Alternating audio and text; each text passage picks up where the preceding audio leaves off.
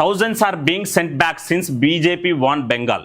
ఇక్కడ financial times అనే పత్రిక ఏం చేసిందంటే పుష్ బ్యాక్ పాలసీని ఇంప్లిమెంట్ చేస్తుంది. డిటెక్ట్, డిలేట్ అండ్ డిపార్ట్ అనే విధానాన్ని సువేందు అధికారి చాలా బలంగా ప్రజల్లోకి తీసుకెళ్తుర్రు. ఈ ఇల్లీగల్ ఇమిగ్రేట్స్ ఎవరైతే ఉంటారో వాళ్ళందరినీ దేశం దాటిస్తుర్రు అనేది ఫినాన్షియల్ టైమ్స్కి సంబంధించిన ఒక ఆథర్ రాసిండు. ఆయన పేరేంటిదంటే ఆండ్రూస్ షిఫానీ.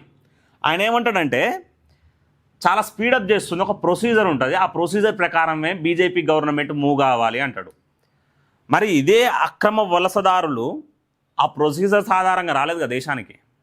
ఈ గంగా నది ఉంటుందండి, వెస్ట్ బెంగాల్ అండ్ బంగ్లాదేశ్ని కంబైన్ చేస్తూ గంగా నది ప్రవహిస్తుంటుంది. అక్కడ ఉపనదులు ఉంటాయి, బోర్డర్లో ఆ ఉపనదులు ఉంటాయి, కొన్ని గుట్టలు ఉంటాయి. ఈ బీఎస్ఎఫ్ జవాన్లు ఎవరైతే కనుసైగ మేరల ఒక 200-300 మీటర్ల దూరంలో ఉండకుండా ఉన్నప్పుడు వీళ్ళు ఏం చేస్తారంటే ఆ నదులని దాటిచ్చే వ్యక్తులు ఉంటారు కొంతమంది. టీఎంసీ అధికారంలో ఉన్నప్పుడు టీఎంసీకి సంబంధించిన ఏజెంట్లు రాష్ట్రంలో ముస్లిం పాపులేషన్ని పెంచాలనుకున్న మమతా బెనర్జీ క్యాడర్ ఏదైతే ఉందో, మమతా బెనర్జీ సైన్యం ఏదైతే ఉందో, ఆ సైన్యం ఏం చేసిందనంటే ఆ అక్రమ వలసదారులని చెంతన చేర్చుకుంటందుకు ఈ నదులు దాటియడం, గుట్టలు దాటియడం, బోర్డర్ సెక్యూరిటీ ఫోర్స్ లాంటి డీవియేట్ చేయడం, వాళ్ళకి సహకరించకపోవడం, ఇట్లాంటి వాళ్ళు చండాలమైన పనులు చేసింది, దేశ వ్యతిరేక చర్యలు చేపట్టింది. సో ఇప్పుడు ఏం జరగాలి? దేశాన్ని కాపాడుకోవాలంటే, ఇంటర్నల్ సెక్యూరిటీ ఉండాలంటే దేశంలో కొంత కఠినంగానే ఉండాలి. ఇప్పుడు ఆథర్ ఏమంటాడు? India expels thousands of migrants in dead of night. చీకటిలో కూడా తరలిస్తుర్రు అంట. ఇప్పుడు వాళ్ళు ఏమైనా వెలుగులో ఉన్నప్పుడు వచ్చిర్రా? పర్మిషన్లు తీసుకొని వచ్చిర్రా? అధికారికంగా వచ్చిర్రా? ఎవడు అధికారికంగా రాలే. రోహింగ్యా ముస్లింలు సుమారు దేశంలో 10 లక్షల మందికి పైగుర్రు. సో వాళ్ళందరినీ మేపడమే కష్టం. ఇప్పుడు బంగ్లాదేశ్ నుంచి అస్సాంకి పోతారు, వెస్ట్ బెంగాల్కి వస్తారు. అంటే ఇది ఏమన్నా సత్రం అనుకుంటుర్రా?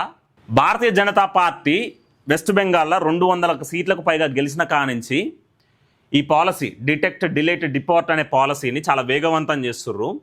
సో ఇది కొంత బంగ్లాదేశ్ ఇండియాకి సంబంధించిన రిలేషన్స్ని కూడా ఇబ్బంది పెడుతుంది అనేది అతని వాదన అయి ఉండొచ్చు.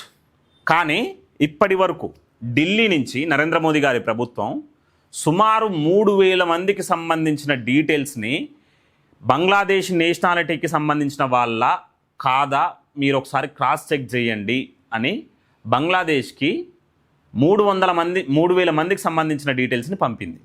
5 సంవత్సరాలు అవుతుంది పంపి, ఇప్పటి వరకు ఒక్క చర్య లేదు, ఒక్క వివరణ లేదు. మరి అట్లాంటప్పుడు ఏం చేయాలి? వాళ్ళు ఏదైతే పద్ధతిని అనుసరించారో అక్రమ వలసదారులు అదే పద్ధతిని అనుసరించాలి. సో ఇక్కడ సువేంది అధికారి కూడా అదే చేస్తుండు. వీళ్ళ లెక్కల ప్రకారం ఏంది? సుమారు ఇప్పటి వరకు 10,000 మందిని పంపిర్రు. ఇంకో 1,800 మందిని డిపోర్ట్ చేయడానికి సువేందు అధికారి ప్రభుత్వం సిద్ధంగా ఉందనేది ఈ ఆథర్ చెప్తుండు. అయితే సువేందు అధికారి ఏమంటున్నానంటే ఇప్పటి వరకు పంపింది ఎస్టిమేట్ వేసింది, పంపలేదు ఇంకా, ఎస్టిమేట్ చేసింది కేవలం 4,800 మందినే, వాళ్ళని మాత్రమే డిటెక్ట్ చేసినాం అని అంటుండు. ఉద్యమ రూపంగానే ఈ డిటెక్ట్, డిలేట్ అండ్ డిపార్ట్ అనే పాలసీని తీసుకుపోతామని సువేందు అధికారి చాలా బలంగా చెప్తాడు. అధికారికంగా ఒక లెక్కలు చెప్తుంటే వీళ్ళంతా ఏందనంటే సూడో సెక్యులర్లు, అప్రకటిత మేధావులు, దేశానికి వీళ్ళు విద్రోహ శక్తులు అన్నమాట. వీళ్ళందరూ దేశంలో ఉంటూనే, దేశానికి సంబంధించిన పత్రికలు నడుపుతూనే, ఇక్కడ వనరులను సద్వినియోగం చేసుకుంటూనే వేరే దేశాలకు మద్దతుగా ఆర్టికల్స్ రాస్తారు. ఇట్లాంటి హీనమైన చర్యలను మనం ఏమనాలో ఒకసారి ఆలోచించుకోవాలి మనమే. ఈ వేరే దేశాలకు సంబంధించిన ఇల్లీగల్ ఇమిగ్రెంట్స్ మన దేశంలో ఉంటే బాధ ఏంటిదనంటే ఇంటర్నల్ సెక్యూరిటీ దెబ్బతింటుంది. ఈ స్లీపర్ సెల్స్ లెక్క పనిచేస్తారు. ఎప్పుడైతే పేదరికం తాండవం చేస్తుందో, ఉపాధి దొరకదో, అప్పుడు క్రైమ్ ఎక్కువ పెరిగే అవకాశం ఉంటుంది. సో వీళ్ళందరూ 1,000 రూపాయలకి 2,000 క్రైములు చేస్తుంటే మరి చూసుకుంటూ పోవాలా? ఒకసారి మనం ఆలోచించాలి. ఈరోజు బంగ్లాదేశ్ కూడా స్పందించి ఆ చర్యలను వేగవంతం చేసి వాళ్ళ నేషనాలిటీకి సంబంధించిన సిటిజన్స్ని ఫైండ్ అవుట్ చేసి హక్కున చేర్చుకుంటే మంచిది.